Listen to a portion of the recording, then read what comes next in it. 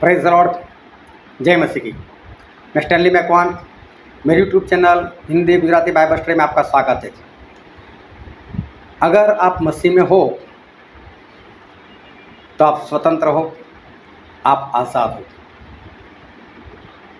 किस बात से आज़ाद हो? किस बात में आप स्वतंत्र हो? यह आज़ादी क्या है? ये जानने के लिए मेरे साथ इस वीडियो में अंत तक बने रहो और मेरे चैनल को अभी इसी वक्त सब्सक्राइब कर लीजिए और साथ में बेल आइकन टच कर लीजिए ताकि जैसे ही मैं वीडियो बनाकर रखूँ उसकी नोटिफिकेशन आपको तुरंत मिल जाए। एक इंसान था, वो कहीं से गुजर रहा था और वहाँ पर सर्कस वाले आए हुए थे। सर्कस का बड़ा टेंट लगा हुआ था और सर्कस के बाहर एक हाथी को एक इंसान बांध रहा था और हाथी को जिस रस्सी से बांधा था वो रस्सी बहुत ही पतली थी। अगर हाथी अपने पैरों से एक झटका भी देना और रस्सी आसानी से टूट जाएगी और हाथी भाग जाएगी। अब जो इंसान जा रहा था वो हंसने लगा, तो जो हाथी को बांध रहा था उससे पूछा, भाई साहब आप हंसे क्यों मुझे देखकर? बोले, आप जिस रस्सी से इस हाथी को बांध रहे हो ना, उससे हाथी नहीं बांधा जा सकता। ये हाथी इतना ताकतवर होता है, इस रस्सी को आसानी से तोड़कर वो भाग जाएगा और आप घाटे में चले जाओगे। अब ये सर्कस वाला हंसा। बोले, भाई साहब आपकी बात सही है, लेकिन आपको एक बात नहीं मालूम, ये हाथी कभी ऐसी हरकत करता ही नहीं। बोले, क्यों? इसमें इतनी अकल नहीं है? अरे बोले, इसमें है अकल, लेकिन ये जब छोटा था, जब ये रस्सी नहीं तोड़ सकता था, तब हमने उसको इसी रस्सी से बांधा और इस रस्सी से बंधाने के कारण उसने बहुत प्रयत्न किया। जब छोटा था इसको तोड़कर भागने का बहुत प्रयत्न किया, लेकिन तब इसकी ताकत नहीं थी। 1 दिन, 2 दिन, 3 दिन, हफ्ता, 10 दिन, आखिर में थक हार कर उसने प्रयत्न करना बंद कर दिया।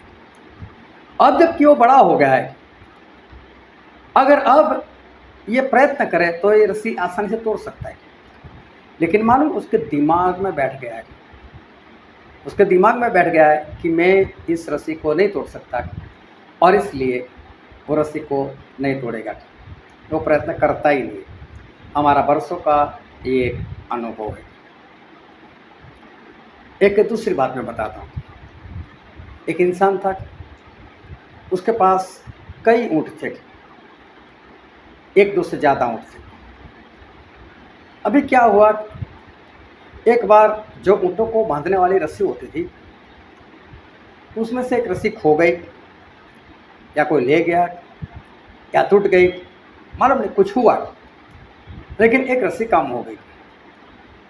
अभी रात में तो सभी ऊँटों को बांध कर रखना होता था।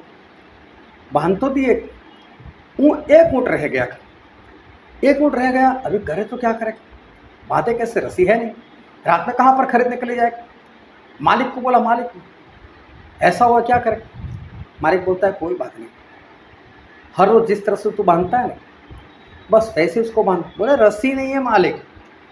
अरे मैं तुझे वही बोलता हूँ, चाहे रस्सी नहीं है लेकिन तू एक्शन कर, ऐसे नाटक ही कर ले, ऐसा कि जैसे तूने रस्सी उसके गले में डाली, तूने उसको बांधा, उसको खिल्ली से दूसरा छोर बांध दिया, बस ऐसा कर। बोले, इससे क्या कर? मैं बोलता हूँ तू कर।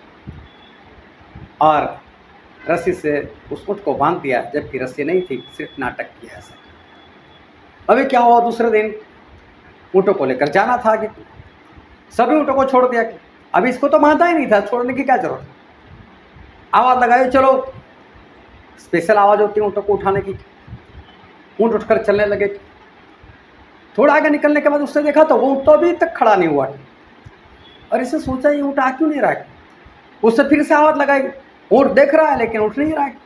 तीसरी बार, चौथी बार उसे मालिक को बताया, मालिक ऊँट उठ नहीं रहा है।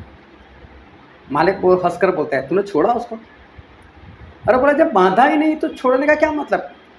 अरे बोला, तूने नहीं बांधा, वो तू जानता है, मैं जानता हूँ, लेकिन उसको तो ऐसा ही नहीं मुझे बांध कर रखा। जैसे तू हर रोज खोलता है ना, खोलने की भी एक्शन कर।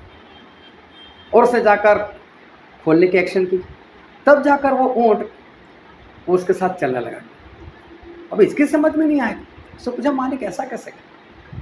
बोले उसको हर रोज़ की आदत है कि हर रोज़ उसको बांधते हैं और वो हिल नहीं सकता, और हर रोज़ छोड़ने के बाद ही वो चल सकता है, इतना उसको मालूम। वो उसके दिमाग में बैठ गया। इसलिए अगर रस्सी से नहीं बांधोगे ना, सिर्फ एक्शन करोगे ना, तो भी वो कहीं पर नहीं जाने वाला, कहीं पर भागने नहीं वाला। और सुबह उसको ले जाना है, तभी भी आपको फालतू में नाटक कर कर छोड़ना ही पड़ेगा, तब वो उठ कर जाएगा। प्रभु यीशु इस धरती पर आए, 33.5 साल का जीवन जिए। उन्होंने चेले ठहराए और चेले ठहरा कर चेलों को अपने पास मिलाया। और मैं आपके लिए पढ़ता हूँ मत्ती उसका 10वां अध्याय और उसका पहला वचन। फिर उसने अपने 12 चेलों को पास बुलाकर उन्हें अशुद्ध आत्माओं पर अधिकार दिया कि उन्हें निकाले और सब प्रकार की बीमारियों और सब प्रकार की दुर्बलताओं को दूर करे। तो यहाँ पर लिखा है कि प्रभु यीशु ने अपने चेलों को सारी बीमारियां दूर करने का और सारे दुष्टात्माओं को निकाल देने का अधिकार दिया। सारी बीमारियों को दूर करने का और सारे दुष्टात्माओं को निकालने का प्रभु यीशु ने अपने चेलों को अधिकार दिया। ये अधिकार चेलों को मिल गया। अगर आज हम यीशु को प्रभु कहते हैं तो हमारे मालिक हुए, तो हम उसके चेले हुए। आज ये अधिकार हमारे पास है क्योंकि प्रभु यीशु ने हमको दिया है।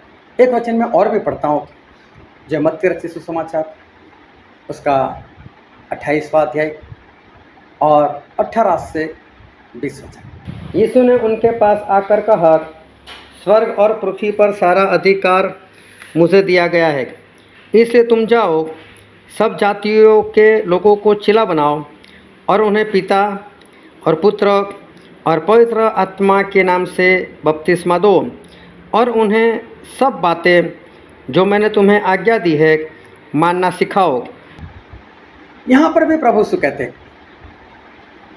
कि ऊपर आकाश पर और धरती पर सारा अधिकार मुझे दिया गया है, इसलिए तुम जाकर सभी देशवासियों को मेरा चेला बनाओ। मतलब स्वर्ग में भी उनको अधिकार है, इस धरती पर भी उनको अधिकार है, और वही अधिकार से उन्होंने हमको अधिकार दिया हुआ है। तो हमको भी प्रभु यीशु ने ये सारा अधिकार दिया हुआ है। एक वचन और पढ़ता हूँ, जो यूहन्ना उसका 14वां अध्याय और उसका 16वां वचन। मैं पिता से विनती करूँगा और वह तुम्हें एक और सहायक देगा कि वह सर्वदा तुम्हारे साथ रहे। तो यहाँ पर लिखा है, प्रभु यीशु कहते हैं मैं पिता से विनती करूँगा और वो तुम्हें दूसरा सहायक अर्थात पवित्र आत्मा देंगे। पवित्र आत्मा हमारी सहायता के लिए, और पवित्र आत्मा हमें दिए हुए 50वें दिन परमेश्वर ने पवित्र आत्मा को हमेशा के लिए भेज दिए, और वो पवित्र आत्मा हमारे परमेश्वर ने हमको दिए हुए। पवित्र आत्मा हमारे अंदर, हमारे दिल में हमारे परमेश्वर ने दिए हुए। एक वचन और पढ़ता हो, जो है प्रेरितों के काम इसका 1 अध्याय और उसका 8वां वचन। परंतु जब पवित्र आत्मा तुम पर आएगा तब तुम सामर्थ पाओगे और यरूशलेम और सारे यहूदिया और सामरिया में और पृथ्वी की छोर तक मेरे गवाह होंगे। तो यहाँ पर हमने पढ़ा कि प्रभु यीशु कहते हैं कि जब पवित्र आत्मा तुम पर आएंगे तब तुम सामर्थ पाओगे। देखो, पवित्र आत्मा हमको दे दिए, और पवित्र आत्मा जब हमारे अंदर आते हैं तो हम सामर्थ को पाते। कौन सा सामर्थ? सारी बीमारियों को दूर करने का, सारे दुष्ट आत्माओं को हटाने का, सारी समस्याओं से आज़ाद होने का सामर्थ हम पाते। तो पवित्र आत्मा के जरिए ये सारा सामर्थ हमको मिला हुआ है। एक वचन और पढ़ता हूँ, जो फिलिपिया उसका 4वां अध्याय उसका 13वां वचन। जो मुझे सामर्थ देता है उसकी सहायता से मैं सब कुछ कर सकता हूँ। और इस वचन में जो हमने पढ़ा, वहाँ पर पौलुस ये कहना चाहते हैं, जो मुझको सामर्थ देते, मतलब पवित्र आत्मा की बात करें, जो मुझसे सामर्थ देते उनकी सहायता से मैं सब कुछ कर सकता हूँ। मतलब पवित्र आत्मा की सहायता से पौलुस सब कुछ कर सकते, तो हम भी पवित्र आत्मा की सहायता से हम सब कुछ कर सकते हैं। क्या ये सारे वचन जो हमने पढ़े क्या झूठे हैं? क्या ये सारे वचन सच नहीं हैं? जब आप विश्वास में नहीं थे, जब आपने अपने आप को प्रभु यीशु को समर्पित नहीं किया था, जब आपने प्रभु यीशु को ग्रहण नहीं किया था, तब ये सब कुछ आप में नहीं था। तब आपके पास कोई अधिकार नहीं था। आप बीमार थे, दुष्ट आत्मा से ग्रसित थे, आप काफ़ी समस्याओं में घिरे हुए थे। आप बीड़ी पीते थे, आप सिगरेट पीते थे, आप तंबाकू खाते थे, आप शराब पी लेते थे, आप व्यभिचार कर लेते थे, झूठ बोलते थे, गालियाँ बोलते थे, क्रोध करते थे, लड़ाई झगड़ा करते थे। ये सब कुछ आप पहले करते थे क्योंकि आपके पास पवित्र आत्मा का सामर्थ्य नहीं था, आप मसीह में नहीं थे। इस सारी बातों में शैतान ने आपको बांध कर रखा था। आप तुरंत लड़ाई करने लग जाते थे, आप तुरंत क्रोध कर देते थे, आप तुरंत गाली गलौज कर देते थे, आप किसी के ऊपर भी हाथ उठा देते थे, पत्नी को मारते थे, आप पति का आदर नहीं करते थे। ये सब कुछ आपके जीवन में था। अब मैं आपसे सवाल करता हूँ, आप मसीह में आ गए, क्या ये सब कुछ चला गया या ये सब कुछ अभी भी है? क्या सब कुछ चला गया या इसमें से कुछ या कोई एक तो बातें या एक ही बातें रह गई? और एक बातों को भी छोड़ो, क्या उसमें थोड़ा सा भी हिस्सा रह गया है? पहले तो पवित्र आत्मा नहीं थे, इसलिए शैतान बांध कर रखता था, लेकिन अब तो पवित्र आत्मा है, तो अभी कौन बांध कर रखता है आपको? कहीं उस हाथी की तरह तो नहीं कि पहले छूटने का बहुत प्रयत्न किया, अब इस सारी बातों से आज़ाद होने का प्रयत्न ही नहीं कर रहे। उस हाथी की तरह बस आपके दिमाग में बैठ गया, मैं आज़ाद नहीं हो सकता। अरे वो तो हाथी है, पशु है, उसको समझ में नहीं आता, उसको समझ नहीं है, उसको अकल नहीं है। लेकिन आप तो हाथी नहीं हो ना, आप तो इंसान हो ना, आपको तो परमेश्वर ने ज्ञान दिया हो ना। तो क्या आप भी उस हाथी की तरह अभी भी कोई ताकत नहीं लगाते? अभी भी बंधे हुए हो? अभी तो आप शैतान के बंधन आसानी से तोड़ सकते हो। उस हाथी की तरह मत जियो, बंधन में मत रहो। कहीं उस ऊँट की तरह तो नहीं हो आप कि सही में आपको किसी ने बांधा ही नहीं है, लेकिन आपको ऐसा लगा शैतान ने मुझे बांध कर रखा है और आप आज़ादी नहीं हो रहे। सिर्फ शैतान ने नाटक किया आपके साथ। ऊँट में तो अकल नहीं है, समझ नहीं है, लेकिन परमेश्वर ने आपको तो ज्ञान दिया हुआ। कहीं आज आपके साथ ऊँट के जैसा तो नहीं हो रहा है। मैं आज आपसे कहता हूँ, आप हाथी नहीं हो, आप ऊँट नहीं हो, आप सर्वशक्तिमान परमेश्वर के हाथों की रचना है। उठो, तोड़ दो पवित्र आत्मा से उस सारे बंधन और सारे व्यसन से आज़ाद हो जाओ, लड़ाई झगड़े से आज़ाद हो जाओ और परमेश्वर के पीछे चलो। और अधिकार जो आपको दिया है उससे सारे शैतान को भगाओ, दुष्टात्मा को भगाओ, सारे बीमारों को भगाओ, खुद आज़ाद रहो और दूसरे को आज़ादी दिलाओ। परमेश्वर आपको आशीष दे। आमीन।